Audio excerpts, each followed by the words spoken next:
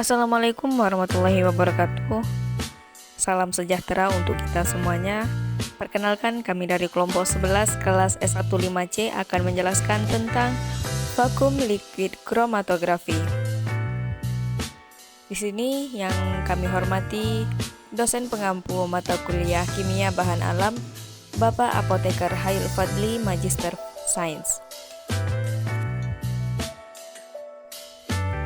Kami dari kelompok 11 dengan anggota yang berjumlah 4 orang akan memperkenalkan masing-masing anggota kelompok 11, yaitu yang pertama Anissa Ramadini dengan NIM 2101114, kemudian Isfia Reni dengan NIM 2101130, kemudian Syifa Nur Fatihah dengan NIM 2101158, dan Miftahul Jannah dengan NIM 2101138.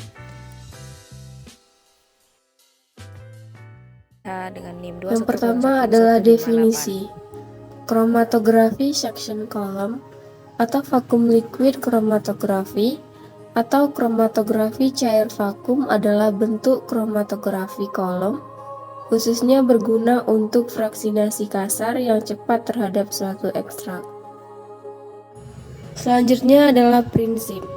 Prinsip dari vakum liquid chromatografi adalah memisahkan campuran senyawa berdasarkan perbedaan sifat fisiko-kimia seperti polaritas, massa molekul, dan kelarutan dengan menggunakan kolom kromatografi yang diisi dengan fase diam dan fase gerak.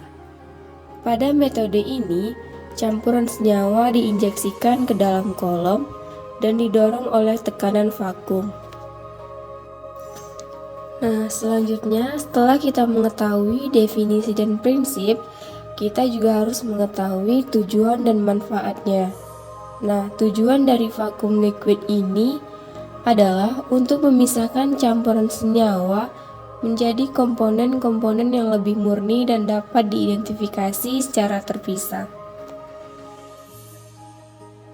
Faktor yang mempengaruhi vakum liquid chromatografi. Yang pertama ada jenis fase diam, jenis fase gerak, kondisi vakum, ukuran partikel fase diam, konsentrasi sampel, waktu elusi, suhu, dan pH. Peralatan dan bahan yang diperlukan.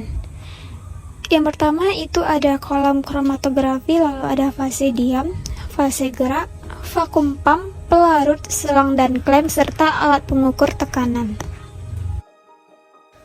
Persiapan sampel. Yang pertama dilakukan yaitu pengolahan awal sampel, lalu pemilihan pelarut sebelum pemisahan, dan pengisian sampel ke dalam kolom.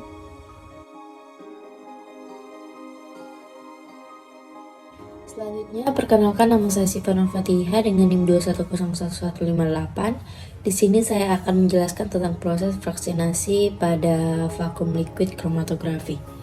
Yaitu yang pertama dengan mempersiapkan kolom, lalu dengan memilih kondisi vakum, memilih fase gerak, memilih ukuran partikel fase diam, lalu memilih konsentrasi sampel, dan yang terakhir itu adalah elusi dan koleksi fraksi. Dan selanjutnya, saya akan membahas tentang keunggulan dan kelemahan dari vakum liquid chromatografi tersebut.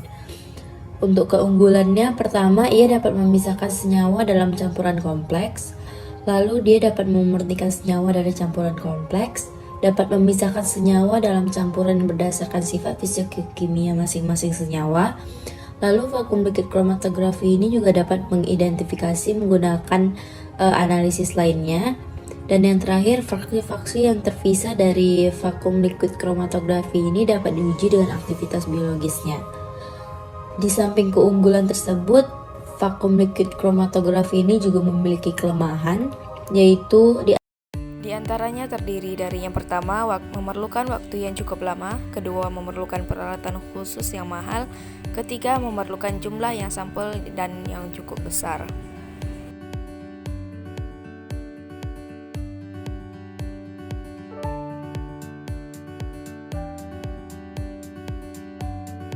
Selanjutnya, aplikasi vakum liquid chromatografi, yaitu yang pertama, Kimia organik dan sintesis farmasi. FLC dapat digunakan dalam kimia organik dan sintesis farmasi untuk memurnikan, memisahkan, dan mengidentifikasi senyawa dalam campuran kompleks. Kemudian yang kedua, penelitian alam dan ekstraksi botani.